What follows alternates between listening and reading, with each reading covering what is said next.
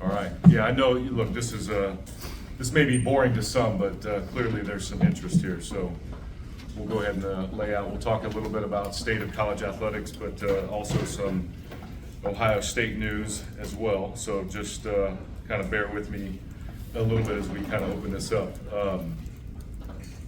So I just got back from our annual NACTA Athletic Director Convention. All the administrators, 6,800 or so athletic administrators gathered in Orlando. You know, fortunate to be the NACTA president for this past year. So that duty ended yesterday, passed the gavel off to the next president. But, you know, it really provided a lot of, I think, really affirmation about what we do. There's a lot of positive optimism, even though there is some uncertainty that we're still navigating. But, you know, I think we kind of tried to bookend everything with, we're still going to go to class and we're going to play the games. And everything in the middle of that is going to be different, has been different. That's okay. We're all adapting. But if you think about those two fundamentals, academics and games, and then everything in between, I think that kind of lays everything out. So I've got a few things to do, but first want to acknowledge Janine Oman. She could not be here today on her retirement. She's been here, I won't say how many years, a long time. And she's just been so thoughtful, so graceful, just a tremendous leader, tremendous respect. And so we want to acknowledge Janine on her retirement. I told her when she approached me, I said, you can't leave yet though. I need at least one more year to transition all of this. And then I know you all want to celebrate this man right here, Jerry Emming.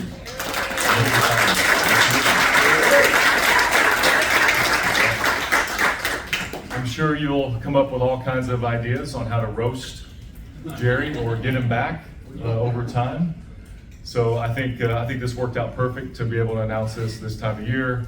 Now Jerry can do his job, go to work. All of you can again figure out a way to roast him, toast him, whatever you want to do throughout the year. So you might want to be on your toes throughout the year. There might be some tricks coming your way. But really, Jerry, he's a legend in our industry. You know, walking around the convention, different colleagues from in my past that I've worked with, everybody asks about Jerry. How's Jerry doing? How's he doing?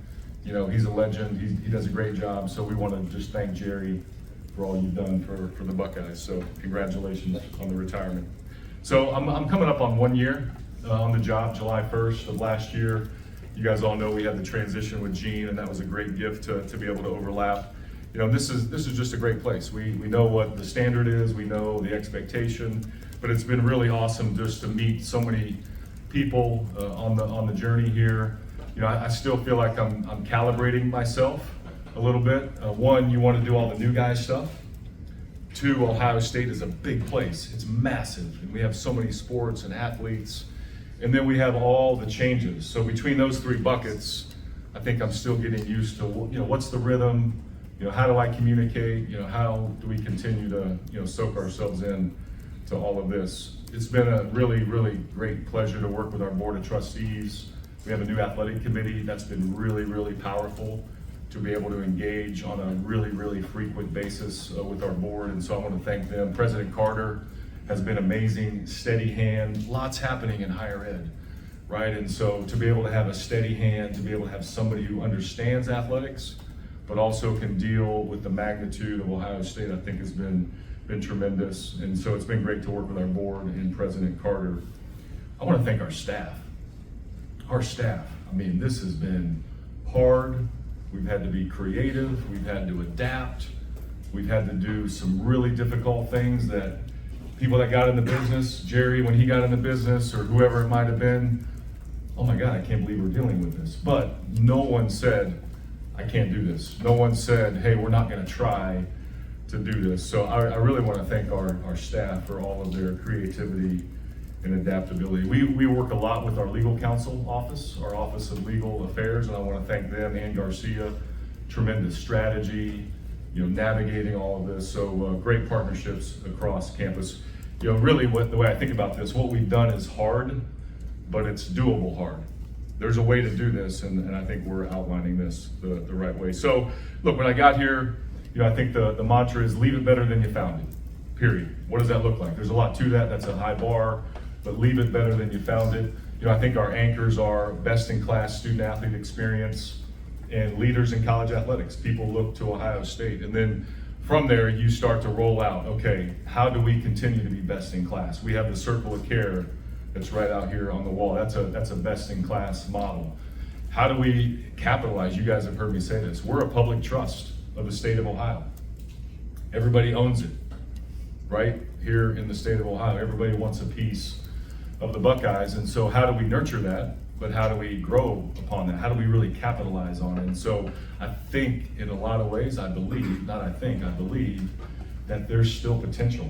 And that's kind of hard to do when you think about the brand of Ohio State, but there are so many elements that we can tap into. So how do we honor that tradition, but also be creative, be innovative? Commercialize is a word now, right? But how do we get more donors involved? How do we get more fans buying merchandise? So we're plugging into all those different elements, and we're going to make sure we capitalize on this. And then, of course, what's the right model for Ohio State? How do we be bold? How do we use our voice effectively? People, they look around the room and they want Ohio State to have an opinion, and that's okay. We take that with great responsibility. So there's a lot of things that we've been doing to try to reflect on vision, but leave it better than we found it. Leader in college athletics, and then best-in-class student-athlete experience. A lot of cool things have happened. This is our best academic year ever, period. Best academic year ever, 3.4 cumulative grade point average. We have a 97% placement rate of our student-athletes this past year. So either they got a job, they're turning pro, or they're going on to some graduate school or some post higher education degree. So you think about that placement rate, 97%. We're still working, the 3% have something in the works. And so I think it'll be close to 100% here pretty soon. 506 academic all Big Ten selections. 36 of our 36 varsity teams had a cumulative GPA for this spring semester. And then 7 programs had a perfect APR score, including national championship football team. The only Division I program that had a perfect APR score, and of course, we won that national championship. We hosted 24 NCAA or conference postseason events, 59 All-Americans, 4 team national championships, 18 conference champions, and then lots of other individual statistics. We're 4th in the Directors' Cup. As we sit here today, we still have baseball and track, so maybe we'll toggle a little bit, but right now we sit here in 4th place after the spring sports that have been reported. And then if you think about what we do in the community, we hosted 3 major events last year in the SHU outside of football. We had a lot of football events, but we hosted 3 major events, right? Our Buckeye Country Superfest music festival for a couple days. We had international soccer, and then we had the stadium series. So 3 massive events. And if you look at all of the events that we had, I want to make sure I get these numbers right. We had 311 events in our venues, from Nationwide Arena to Mershon to Schottenstein Center to the SHU to all the things that we do, and that's a massive imprint on our campus. We had 1,900 events in our athletic facilities, from conferences to games, whatever it might have been. We've sold a record collegiate athletic sponsorship level of $40 million in sponsorship revenue. We're the only program that has that threshold. We had the best fundraising year ever, $80 million. And we have a total economic impact of all the things. If you add all the stuff up, between games and concerts and events, over $800 million of economic impact. So really, really fascinating. We've worked on a lot of things. Structure of our department, we announced some things today. New revenue, expense calibration. We're the first athletic program to have a $300 million operating budget. That's not just a one-time event, that's an operating budget. We hired 4 new coaches last summer. We restructured Coach Day's contract for long-term stability. We're doing lots of facility master planning, from Ohio Stadium to the St. John Arena corridor, our athletic district master plan, new hockey arena, the Woody Hayes complex, lots of other smaller projects. We're in the process of remaking our game day atmosphere, so you'll start to see more things about that as we approach the fall.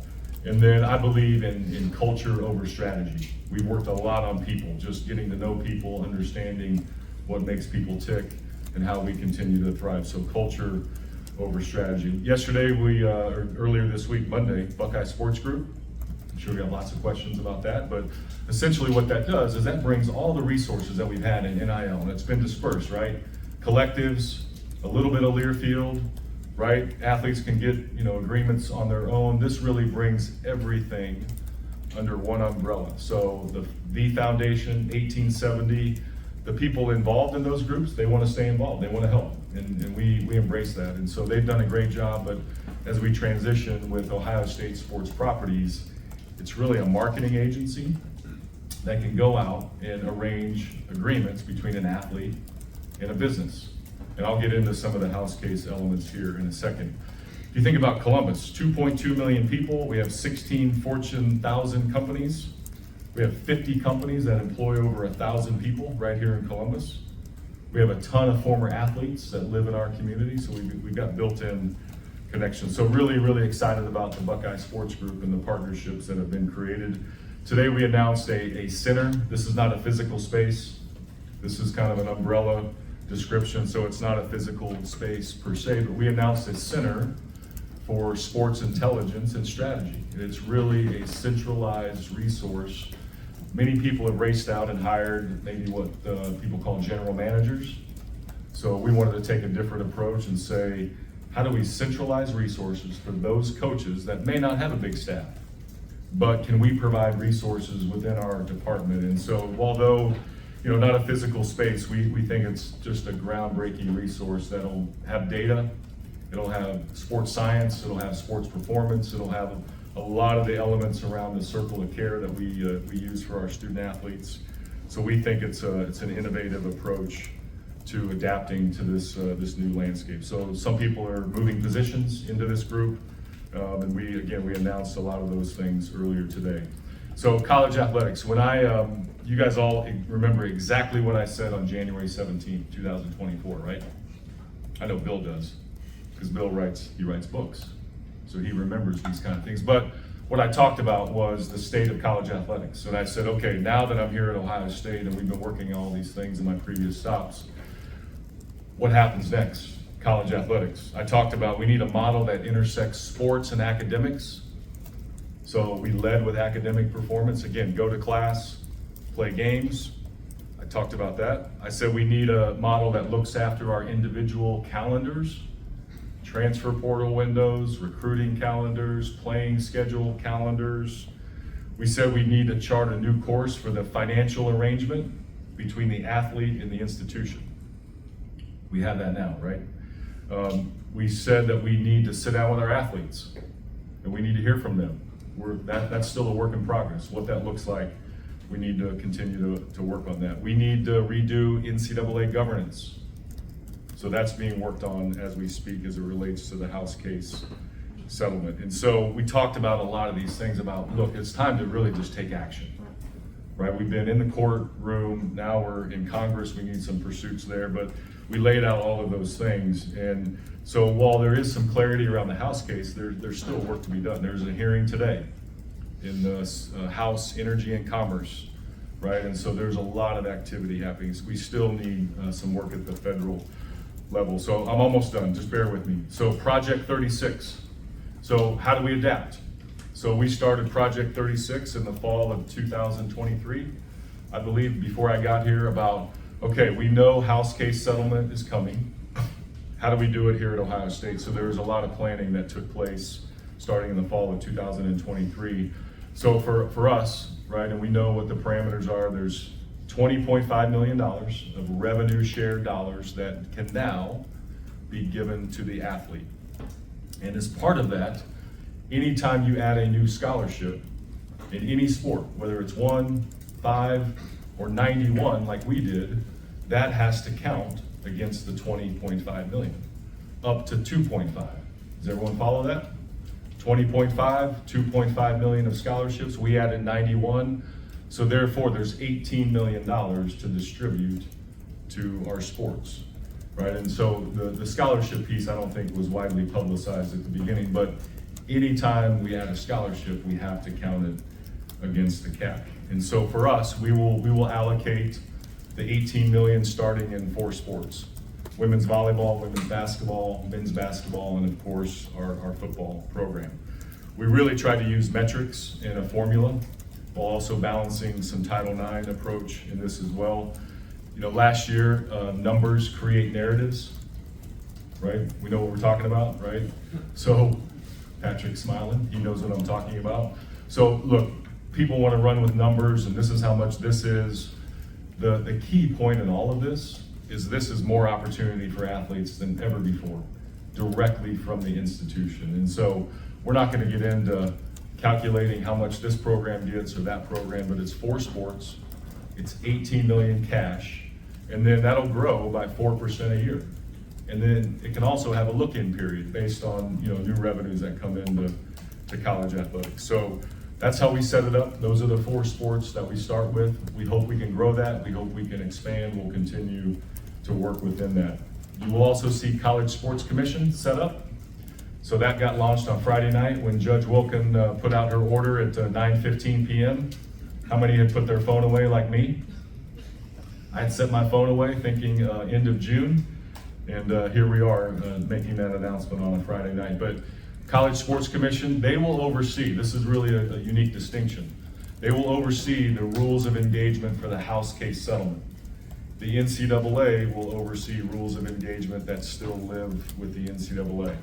So that's a very clear distinction. I was fortunate or unfortunate to be on the implementation committee on the enforcement subgroup, where we mapped out what should enforcement look like. How will rulemaking apply? How will penalties apply? And so we had an inside look. We wanted practitioners in the room. The Big Ten asked me to do that, and I gladly stepped up. So you're seeing things in the House case: valid business purpose, right? Range of compensation, associated entities. That didn't come from us, right? That came from the House case settlement. So language specific to how this gets rolled out is in the settlement. It's a legally binding settlement. There's a cap management system that'll be with the College Sports Commission. There's NIL Go, which is the clearinghouse. I think I've listened to a few podcasts. I think that's a lot of questions out there about how NIL Go will work. And so you're gonna hear all these terms. You're gonna hear all, but that's in the settlement. That's in the settlement. And so never before have we had binding arbitration for student athletes.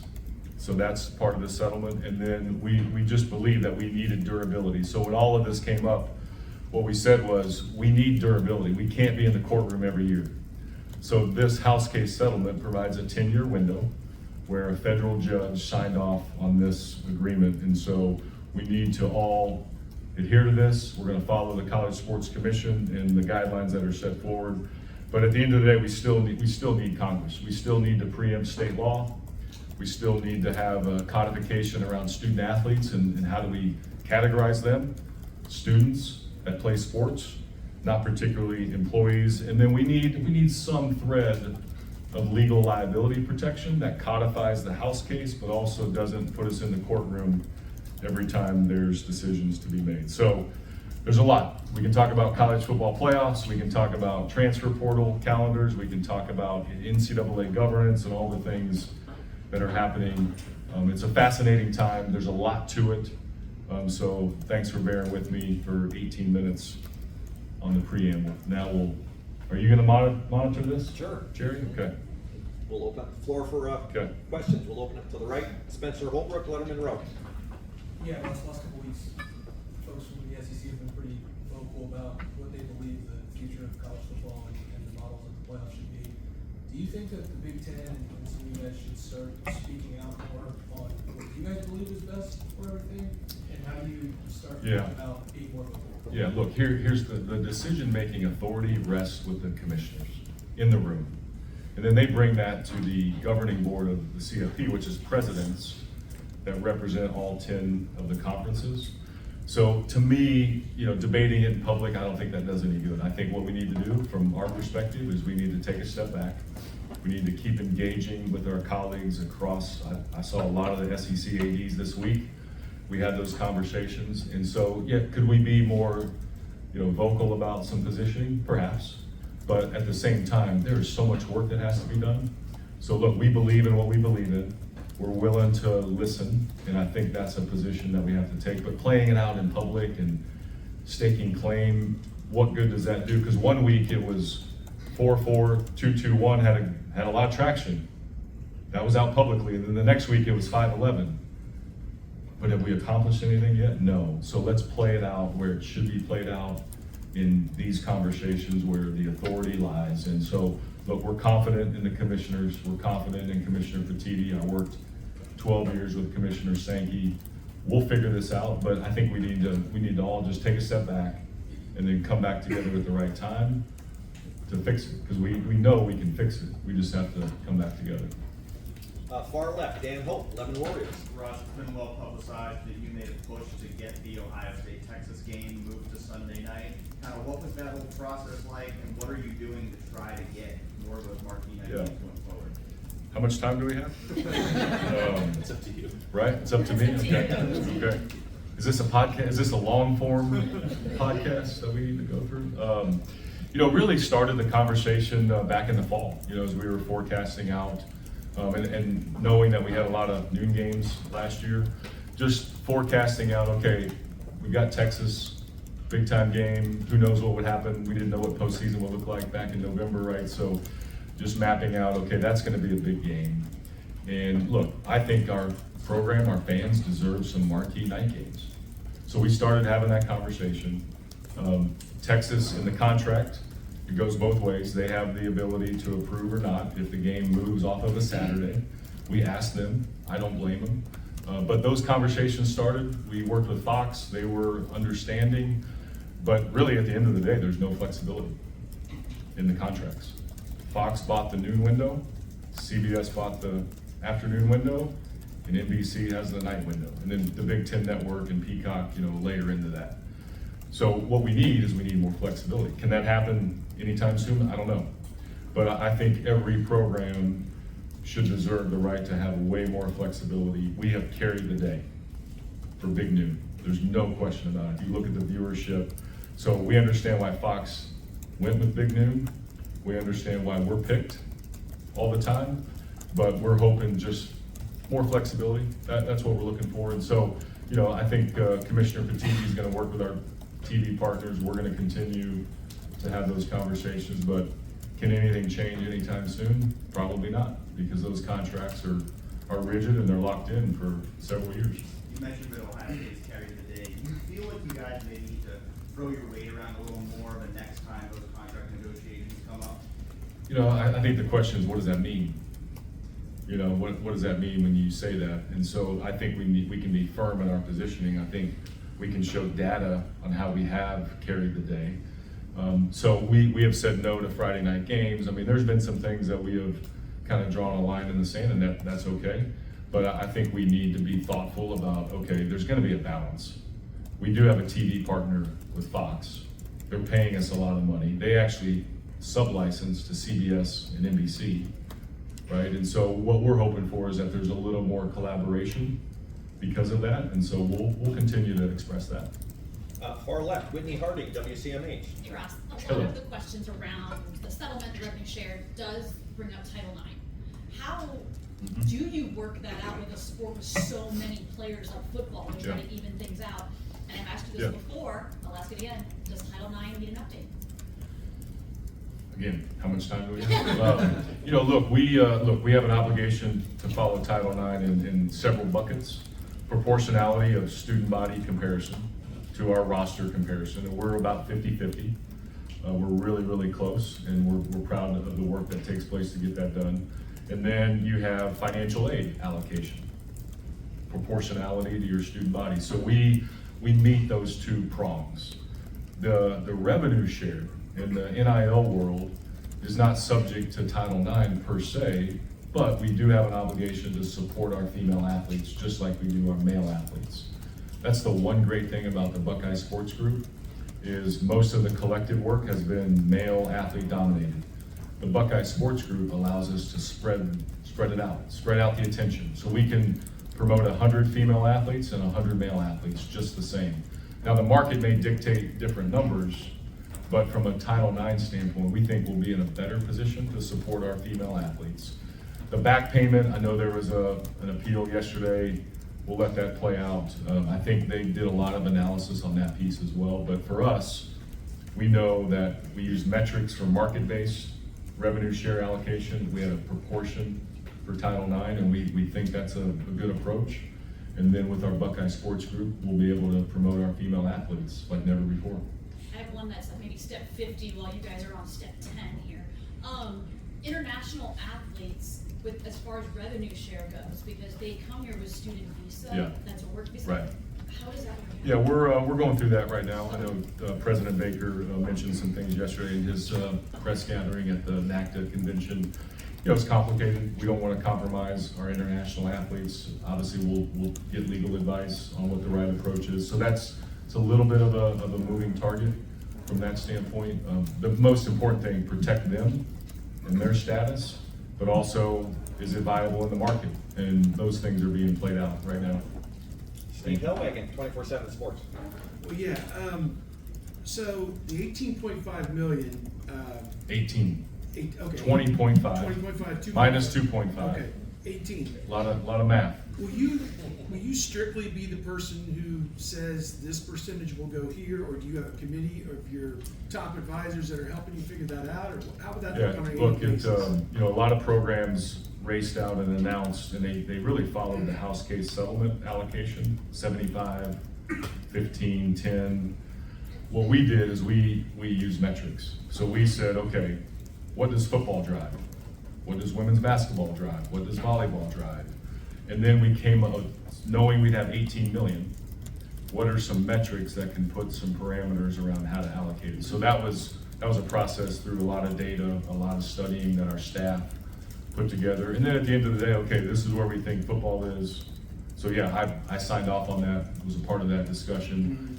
And then we'll give those allocations to our coaches, and then they'll have to decide how to divide it up.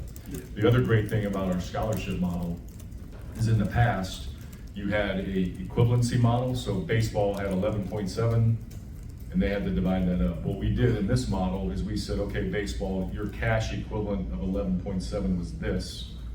We're gonna add this to your model, and then Coach Hare will have the ability to spread that out as he sees fit. So he will almost have his own sort of scholarship cap within his budget, but he can spend that as he sees fit. And that's the great thing about our intelligence and strategy center, is that we'll be able to provide central resources to all of our coaches. But really, the sports have to decide the revenue share bucket, the scholarship bucket. They're the ones that are accountable to that, and we'll support them centrally with resources. If I can ask, they're talking about if you want to compete at the national championship level in football, you're going to need about 30 million. If you want to compete at the national championship level in basketball, you're going to need about 10 million. You said 18, so that leaves $22 million that's got to come from outside sources into your department to then give to athletes and to promise to athletes to get them here, to pay the athletes, etc. Are you convinced that $22 million of these NIL Go contracts are going to get approved? And when that gets challenged, is that going to withstand court challenge? I mean, what? Yeah. What's this look like? Yeah, do we have a whiteboard in here? Look, here's the thing. It all depends on when. So what you just described is, when does that money get counted? So we have been in an environment the last 4 years, and then when Collective started, that there wasn't necessarily a valid business purpose between a collective and an athlete. It was, look, we have this money, we think you're worth this, here. There wasn't a lot of obligations by the athlete. So those numbers that are being floated have been between June 30th and backwards. So there was a lot of front-loading activity that took place really since January up until June 30th. So when people are throwing out those numbers, you really need to say, okay, when are they counting that? Are they counting that from January 1st of 2025 all the way to June 30th of 2026? Then it might be at that number, because you have the cap that's established, and you had the previous NIL environment. Going forward, you will have your cap. Everyone will have the same number. And I would think most of the Autonomy 4, Power 4 programs have a similar distribution model to us, especially when they added scholarships. But anything above and beyond that has to go through the clearinghouse, has to go through NIL Go, has to be approved. And it has to meet, again, valid business purpose. If it's an associated entity, it has to go through the system. And it will meet a range of compensation for a similarly situated individual. I didn't come up with that language, Deloitte didn't come up with that language, the commissioners didn't. That was in the settlement negotiated between the plaintiffs and the defendants. So is it going to be 40 million in the future? Doubtful. Could somebody have a really robust system? We think we can. What is that number? We don't know yet. But we're gonna be competitive. We have Columbus. But these numbers really, you have to really ask when. When are you counting that? And that's what I think has gotten out there, is that people still think there's going to be this chase. So unless somebody's gonna go outside the NIL Go system and they're gonna go outside the cap, which will be enforced by the College Sports Commission, then they're gonna be in violation of the lawsuit, a federal lawsuit. Arbitration will be applied to student athletes, and everyone that is going to be opting into the settlement, Autonomy 4 and non-Autonomy 4, is going to sign an agreement attesting to we are going to follow the rules. So there's a lot of durability built into this that wasn't necessarily there before. Hopefully Yeah, I that think, kind of, I think it colors in the lines a little bit. I see you're still skeptical, but I get it. And that's what we had, look, I don't that's, know what I don't know. that's I'm the not world. inside your walls Right, to yeah, know what your that's- numbers yeah. are. And That's the world that we have to get through. There is a lot of criticism, there's a lot of unknowns. That what I think is what's missing in all of this is the fact that a federal judge signed it. That's precedent across the entire country, and the fact that you have a binding arbitration process that an athlete is going through, and they had plaintiff attorneys representing hundreds of thousands of athletes. So the ability to have the legal protection and the durability in this, I don't think any of us would have agreed to the terms unless we had some durability that we're going to be able to withstand, any sort of scrutiny. Right behind him, Danny Eldridge, Cannon News Service.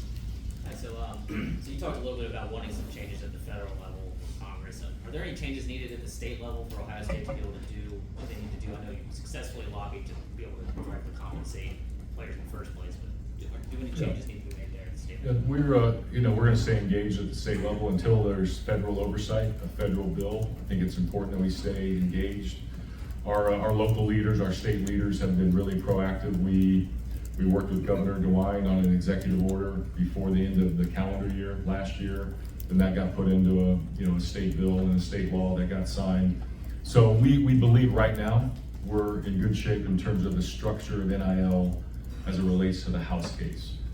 I do think we could look at more agent protections and more agent sort of registration, education, so we're having those conversations right now. I think the elements, otherwise, I think we're in a good spot. Joey Kaufman, Columbus Dispatch. Ross, the Alston payments are.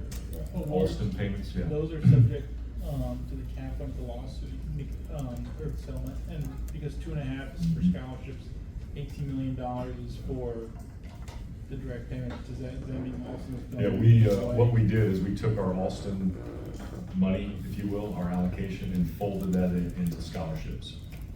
So it didn't count against the cap, it was just folded into our scholarship number. Does that make sense? Kind of. Yeah, so we added more budget to, like baseball, I use baseball as an example. So part of their budget before was Alston money, we just folded that into their new scholarship allocation. So it was counted as a new scholarship, it wasn't counted as Alston payments. Okay. Alston payments in our category have faded into more scholarships, if that makes sense. And with the and follow up on the 4-year funding, in terms of direct payments, I think football and basketball probably people expected, but what made women's volleyball? Yeah, look, the sport's really popular. The Big Ten is a leader in women's volleyball. We want to get better. You know, Coach Jen is working on a plan to get us back on track, and so we think with the attention that our program can receive, we think the Columbus market, volleyball is a booming sport. The Cavelli Center is an amazing atmosphere. So we thought volleyball could be a sport that, you know, could drive more revenue, but also the attention that it gets within the Big Ten. Tony Urban, Buckeye Huddle. Ross, do you want to share what the metrics are in terms of what each of those four sports are going to get of that 18 million? The specific numbers? Yeah. No. Okay. That's what I mentioned at the beginning. Okay. Numbers create narratives, right? And we just back to Steve's point, right?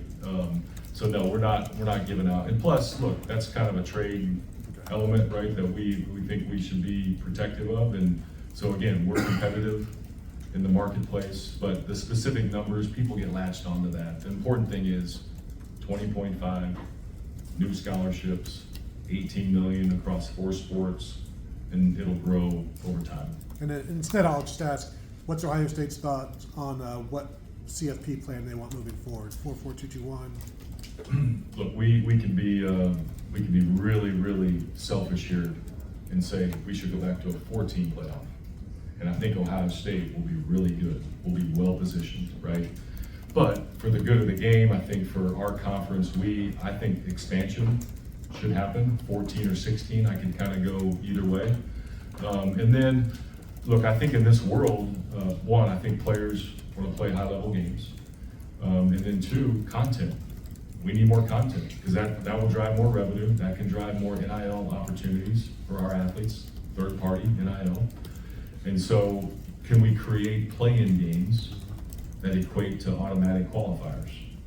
I think that's a really good model. And the other thing too, there's a lot of debate about the committee, right? And what kind of metrics they have. If you have automatic qualifying spots with play-in games, then you have more content and you eliminate a lot of the committee maybe dynamics that may, you know, get in the way. So that was our thought, we think, but again, take a step back. Let's recalibrate these conversations. Let's figure out what is the right model.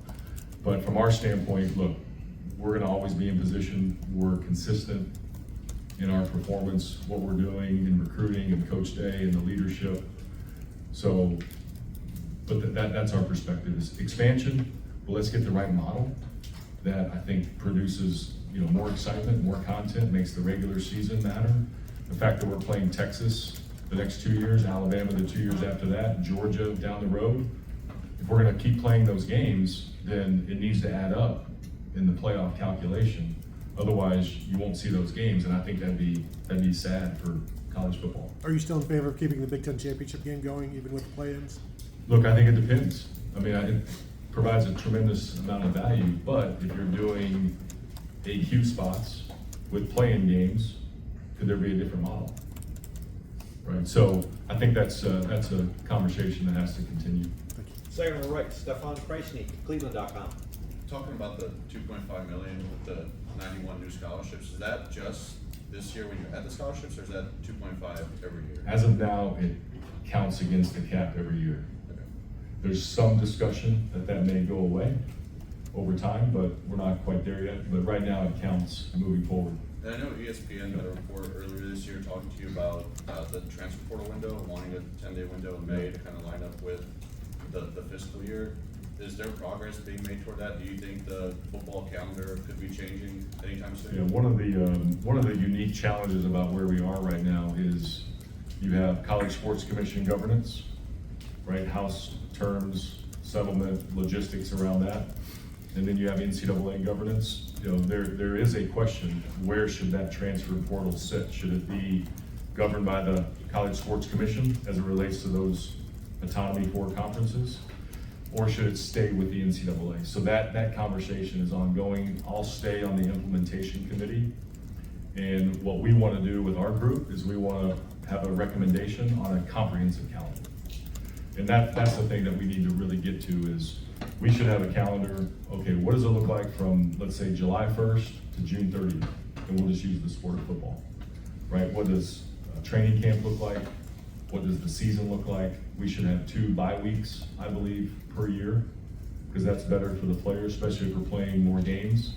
But some years you have 2, some years you have 1, and it's all a fixture of how the calendar falls. So I think we should have 2 bye weeks, and then where should signing day? I mean, all of our official visitors, or 95% of them, are in the month of June.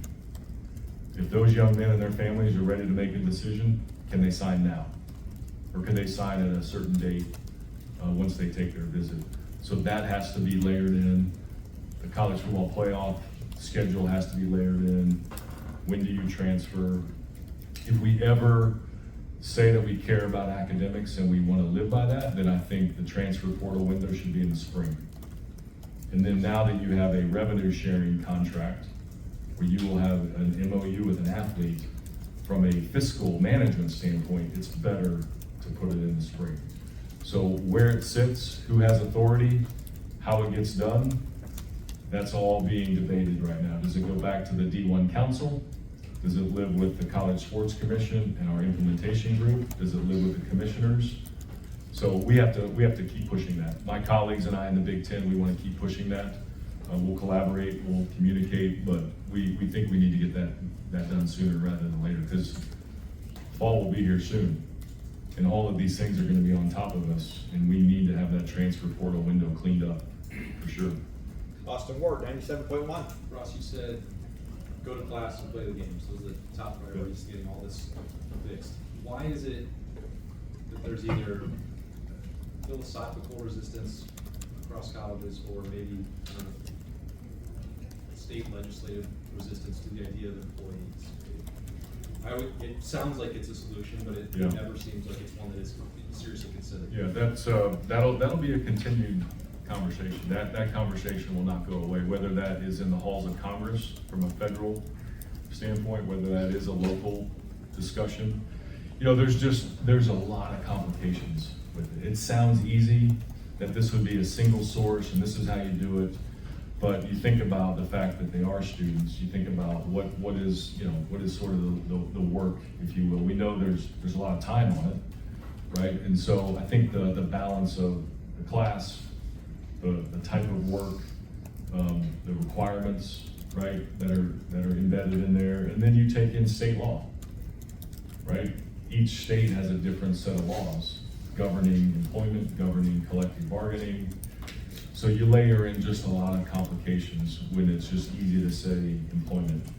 Listening to this hearing today, there's a commissioner from a conference on the East Coast, and she was talking about if employment happened in her conference, she may be down to 2 sports, 3 sports per program.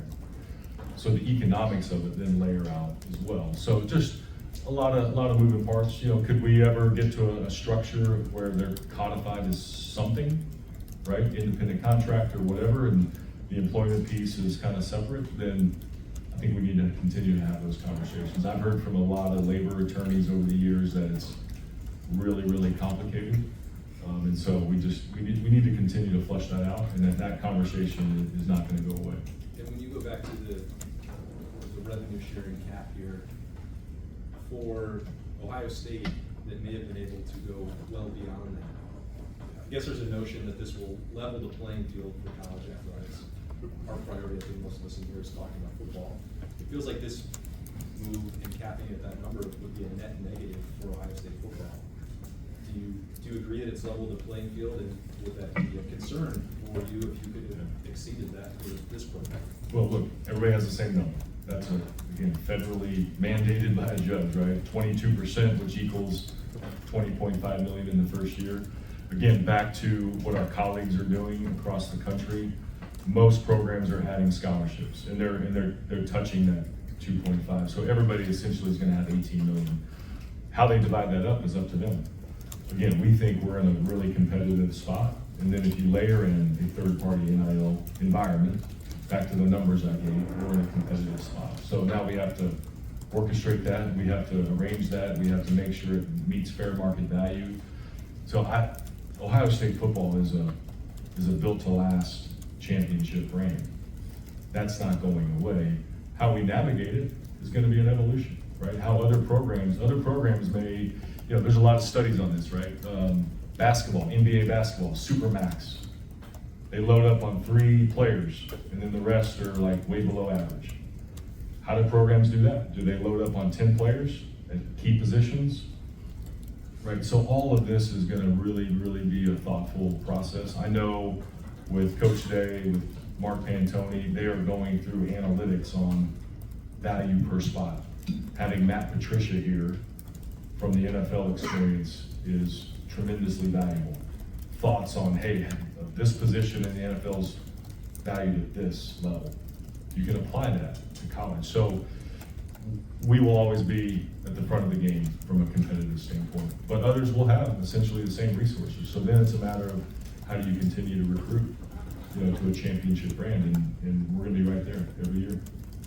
Far right, Kellyanne Stitz, WSYX. Ross, the Center for Sports Intelligence and Strategy, Yeah. can you provide an example of what that group, like projects that they'll be working on, and like what kind of GM advice they give coaches? Yeah, look, it'll vary from how do we schedule?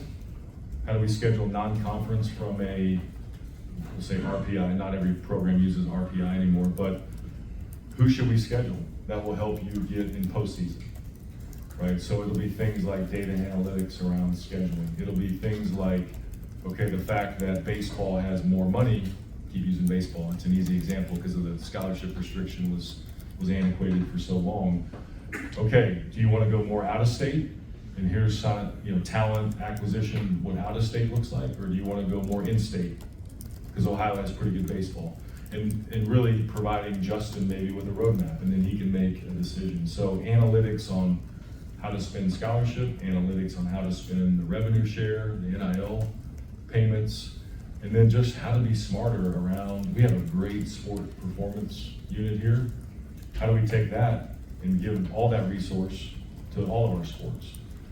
So just a lot of consistency across the board, how we do budgeting, how we do scheduling, how we do coaches contracts, all of that can now sit really in a central center, like we talked about, that I think just gives our coaches a cutting edge, you know, performance initiative. That's the whole goal behind it.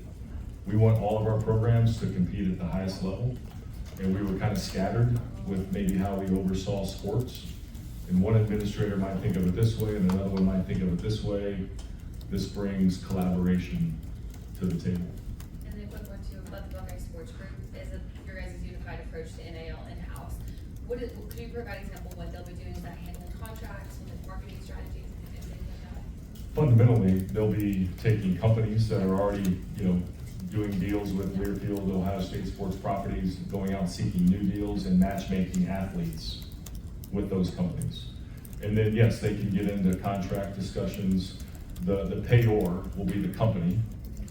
The company will pay the athlete, but they will basically help arrange all of that. And then there's content that they'll help with. There's storytelling that they will help with. There's communication with our coaches in each sport.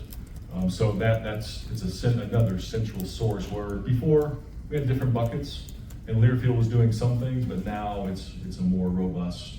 They're adding 4 new staff members on the Learfield side. We're adding 1 more on the NIL side for us. So it's just a way more proactive, robust approach.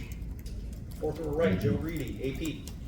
Ross, just with the new world of college athletics and stuff, just wanted your thoughts on the first year of the expanded Big Ten and how you thought it went. You know, some of your programs in Olympic sports had to make long road trips, both basketball, sport, 5 days in LA. Just how did everything go?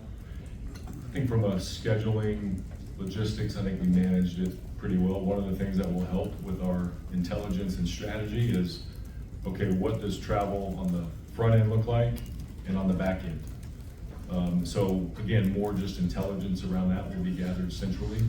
I know I went on the men's basketball trip to California. We left on Friday. We played Sunday and Wednesday, came home Thursday. So we were gone 6 days. And Thursday is an all-day travel because of the time change, right? So I think we learned some things. I think overall it was good. But we learned some things on, could we play that game? Should we play Saturday, Monday, and come home Tuesday? Leave Friday, play Saturday, play Monday, and come home Tuesday. those are the kind of things that I think we really need to look at moving forward. The sports coming from west to east, I know they had some challenges. We saw a lot of coaches' comments, right, coming from those programs. So I think after the first year, probably not enough to make, you know, radical changes, but I think after the second year, I think we're gonna have more data.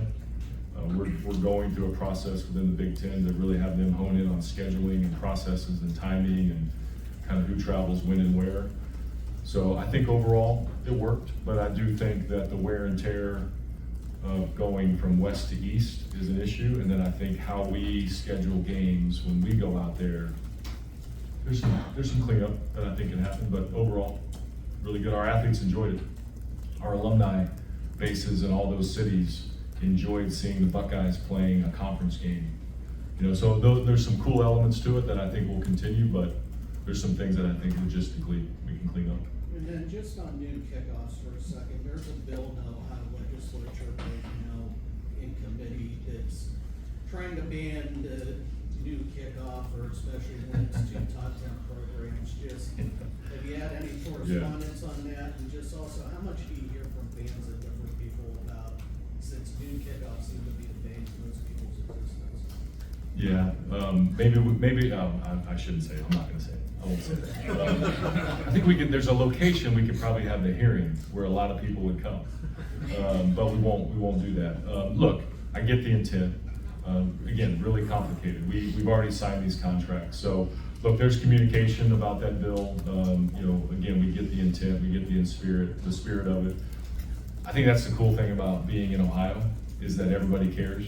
No matter what corner you're in, or no matter what the issue is, people care. And so people care about that issue and they want to talk about it. So if this is a way to bring light to it, don't know where it'll go out of committee, but if this is a way to bring light to it, we're okay with that. We're okay having those conversations. So not a linear path necessarily on that bill, but we'll pay attention to it.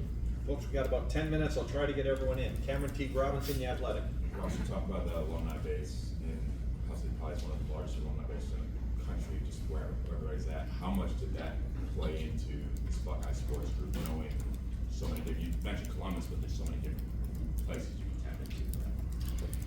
Yeah, look, I think that goes back to what I said earlier about there's still so much potential in all these different categories, whether it's, you know, alumni engagement, donor engagement, retail and merchandising, fan experience, sponsorship, whatever the category is, there's so much opportunity to grow. So yes, part of the analysis was how do we, again, continue to capitalize on the brand, continue to capitalize on the city that we live in. We show these numbers to recruits. Hey, this is how much population's in Columbus compared to other locales.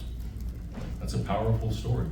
So all of that plays in. The fact that we have a large number of former student athletes who live in Columbus, I think that's really fascinating. So we launched, we hired a full-time person for the Varsity Association. It was a board-led group. There wasn't a full-time staff member.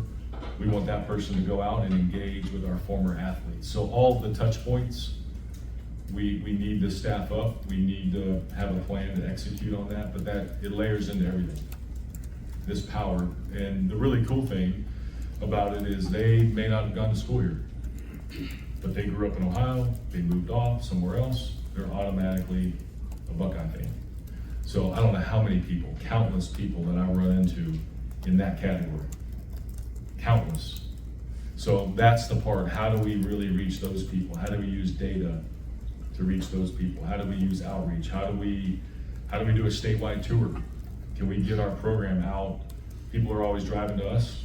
Can we take us to them? So those are all the things that we're mapping out. And you mentioned football programs that built the last championship program. I'm curious, now that you've been able and kind of seen up close and behind the scenes, what is it about this program that stands out that really its consistency level is higher than everybody else's? That word right there, consistency. And you know, that's not just on the wall. Our players can recite that. So I think the fact that there's competition, but there's love, the fact that there's the brotherhood, but yet we're gonna go out on that field and we're gonna represent. the highest level. There's so much pride. What I say is we don't have to take shortcuts. We definitely don't take shortcuts on the field. Shortcuts, socially, behaviorally, and then academically. So that's the standard, and so to me, it's the consistency of how Coach Day leads that I've been really, really impressed with. And now the fact that we have this behind us, right, the championship behind us, there's wind even more so in the sails, and we're gonna capitalize on that. Pat Murphy, 24/7 Sports. Ross, you mentioned game day experience, specifically football. I know Yeah. you've talked about it before, but without maybe going into details that are going to come out later, how important is that now that you've had a year seeing all that, and what do you want to get that maybe we haven't seen? Yeah. More night games. We've already covered that, right?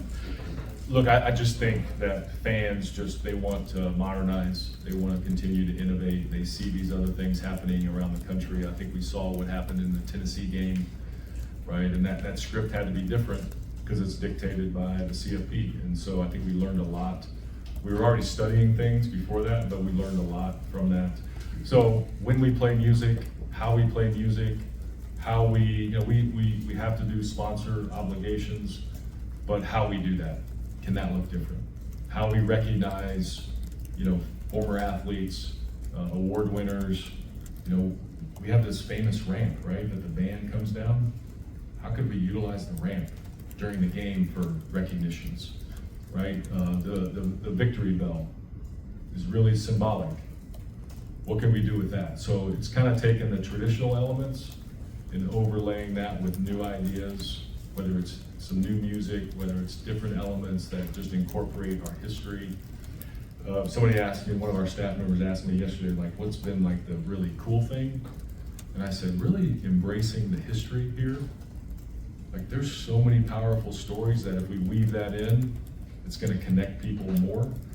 So those are the kind of things that we're putting together. We are working on a new video board, new LED ribbon boards.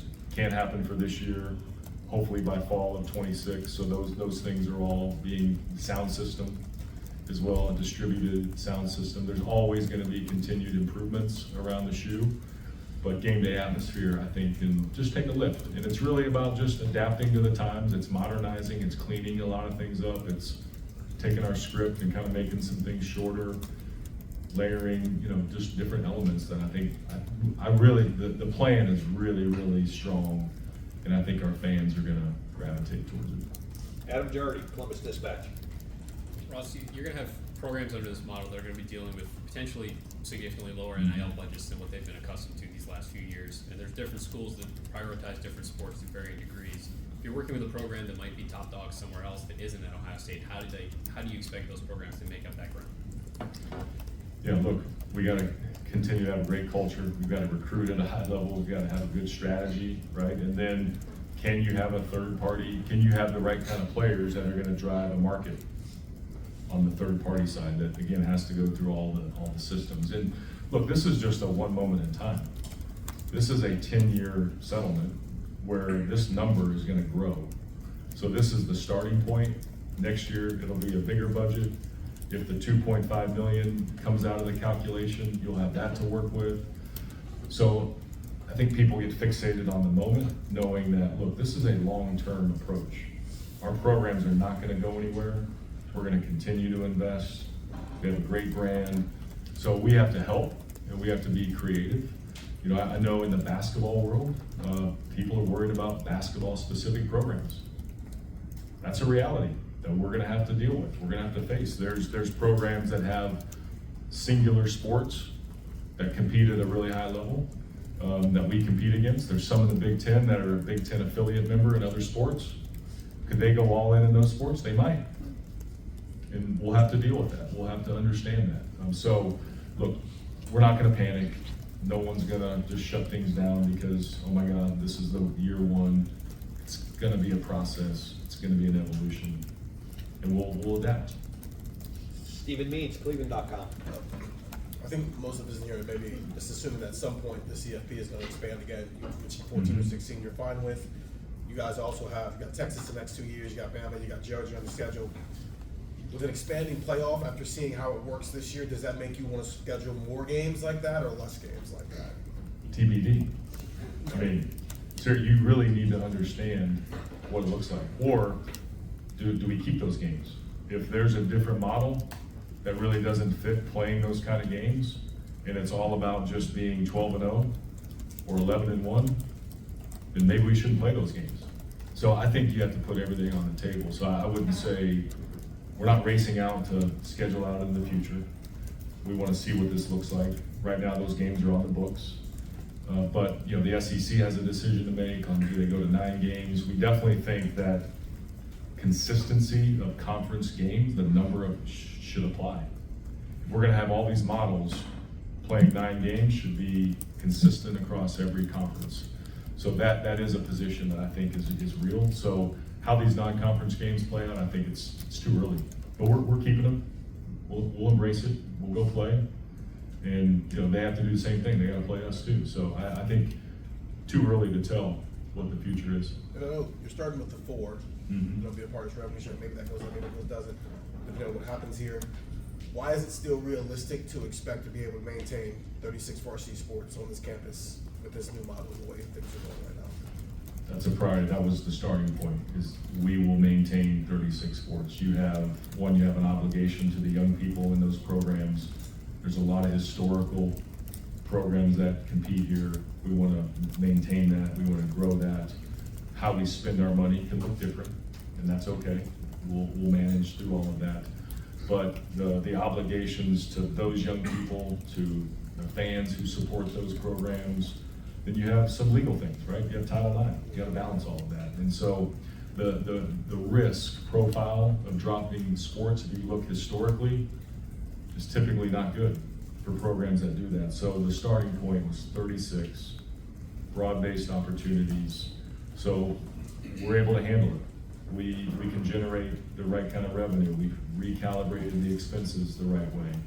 So to me, it's the right thing to do, based on legacy, based on history, based on opportunities for those young people. So we're going to maintain that. And again, this is all an evolution. Where are we 5 years from now, 10 years from now? How do revenues continue to grow? Expenses are probably not coming down, right? So we'll have to continue to adapt, but that's really the priority. And we're gonna stick to that, because that's the right thing to do. Folks, we have 4 more people that need questions. I'm gonna leave it at 1 question per person if we can. Andy Anders. You guys thought this was a boring day. Boring subject. This has been something you've said since you arrived here too, but you said earlier that NCAA governance needs to be done. And in your mind, what should the NCAA's role be in governance going forward in college sports? Well, look, the House case codified, right, the logistics around revenue share, roster limits, right, third-party NIL. Those are still NCAA rules. They're just governed separately. So NCAA academic requirements, right, playing rules, playing hours, that carry hours, countable athletic-related activity, those kind of things, officiating, championships, obviously, those things we believe will all remain. But you have to really get into the decision-making structure. Division I, we all acknowledge, is too big, right, from a decision-making standpoint. And so how do you restructure the decision-making, knowing that we want these fundamentals to continue? We need academic requirements. We need APR. We need measurements. Things can adapt and change, but we need that kind of structure. But really how you make decisions, that structure really needs to change. So commissioners are leading that. Charlie Baker has put committees together. The D1 Council is being remade from a voting standpoint. There's different proposals out there. It's really cleaning up a lot of those things. You're hearing talk about NCAA tournament expansion on the basketball side, both men and women. So those things will continue to remain. So there's a lot to it. And now that we have this set up with College Sports Commission, there's still work to be done, but now I think you really focus on the NCAA governance piece and cleaning those elements up. Back right, Jeremy Birmingham, 97.1. Ross, in the last few years, it seems like the enforcement arm of the NCAA itself is, irrelevant and moot. How is the CSC more valid when it comes to enforcement? Yeah. Can they do what the NCAA couldn't That's a great question. Really excited about the hire with Brian Seeley as the CEO of this new group. He now has to build out his staff, has to build out the structure. We've given him kind of a toolkit of enforcement processes, potential penalties within that. Again, all related to the cap, all related to the House case. You know, the NCAA stuff will still be separate. The fact that there will be a binding arbitration process is unique. They'll have access to information through that process that we couldn't get, before. The fact that this will be a much more efficient, linear, direct process. No more judging of our peers. We used to sit in these committee on infractions rooms and you'd be judged by a faculty rep and another athletic director. And so this is a single source decision-making authority, very similar to the pro model. And if you look at Brian's background, that's where he came from, obviously, but you look at his legal background, that's the kind of person that we all say that we wanted, and I think we hired the ideal person, and it's gonna be just faster. Will they have subpoena power that the NCAA lack? Outside of the arbitration, no. But if there's things that intermix with the arbitration, then yes, they could have access. But direct subpoena power, no. That would have to come through another process, you'd have to pass a law, you'd have to have another court case. But on the arbitration with the athlete, yes, that'll be a part of it. So look, in our minds, it's a much more cleaner, linear, efficient, direct process. And frankly, the rules are not that complicated. The cap will be hard institutionally to go over. If you submit a deal through the NIL process and the athlete and maybe their agent disagrees with it, there's arbitration. It's all the other stuff that has to be enforced, right? Paying outside the cap, paying outside of NIL, not reporting a deal. The rules of engagement are actually not that complicated when you think about it. So the enforcement with that group will be really narrow in terms of what they're gonna oversee. Far right, That's a new part too. Sorry about that, Rob. Yeah. Kevin Noon, Buckeye Huddle. Yeah, I had a much cleaner question 30 minutes ago. I haven't adjusted it Okay. as time goes on, but More content, yeah. obviously we know that you're kind of hamstrung by the new contract for the games there. One of the biggest complaints is sleepy environment, fans haven't woken up yet. Obviously we've seen some moves toward premium seating, the 1922 club, what's happening in the south end zone, moving the band to the north side. How do you find that sweet spot though of creating these additional revenue streams that are necessary to grease the wheel that is college athletics, and to find things? I mean, fans do look at the Tennessee game. Fans do look at Penn State, where it is. I mean, it's a different building. You can't compare building to building, but it's a much louder environment. How do you find things that are going to maybe address some of these sleepy crowd narratives? Yeah. Look, I think technology can help, right? So we're addressing the technology piece of it. Flashing lights and things like that. If we always have noon games, then flashing lights don't work. So we need more night games. We talked about that. So I think there's some technology pieces, but again, I think it goes back to how do we weave in traditional elements, but modernize music, or when we play certain music, and really have a call to action. We're by moving the band, by the band going to the north, the Block O group expands. So they'll have more in the Block O membership block. So what can we do to engage them? Can we give them something that people can, that's our symbol, right? People have towels, people have pom-poms, whatever. So working on elements like that. So it's fan engagement, it's increasing, I think, student energy in a lot of ways, and then it's kind of how we script the game. We're always gonna have to do projects around the stadium, but the projects will be what has a return on investment, what provides infrastructure improvements to operate the building, and then what provides just everyday fan experience. We have to really think of those three buckets every single time, knowing that it's an aging stadium, knowing that, yes, we do need to make money. And I think there's a lot more that we can do from that standpoint. But this year, we also added 2,000 tickets that don't require a donation, and we lowered the price. So how do we continue to do those kind of things so that we can speak to all of our fans, and that when they walk in there, they're like, okay, I'm coming back. So all those things, concourse improvements, wayfinding, you know, we have a lot of infrastructure things on our concourse, like dumpsters and things like that. How do we get those out of there to clean things up? We don't have a place to put them right now, so we have to build that first to remove them. So those are all the things that are in the works. We're doing a comprehensive master plan study on the stadium that I think will yield over time the right outcomes. And final questions, Bill Rabinowitz, Columbus Dispatch. Just generally, big picture, what do you think of the House settlement? What do you like most about it? What do you think are the flaws with it? And what would you like to see out of federal legislation if that ever comes? Yeah, look, clarity. Clarity of a model that is durable, based on a federal judge stamping it, based on the athletes having more things than they've ever had before, on both sides, on the arbitration side, on the revenue side. The fact that we do have a new enforcement entity that's outside the NCAA, because there's been frustrations with all of that. So I think really the main thing is clarity. Does it solve everything? Does it solve the employment piece? No, it doesn't. Does it address Title IX and how that plays out? No, it doesn't. So it's not perfect, but it's progress that we've never had before. It's transformational progress. Congress, really, we think it's a simple approach. State law preemption, so that way there's federal oversight, some category of what the student athletes are called, employee or not, or otherwise, right? And then just some kind of legal liability protection, that we don't constantly get sued every time we make a new rule, every time there's an enforcement measure, that we can have some just sustainability around the collegiate model. That's what we hear.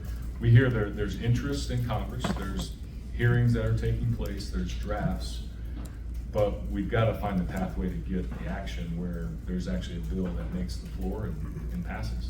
Because with Deloitte, I mean, they essentially are the umpires in this thing and can say yes or no to a certain NIL deal, right?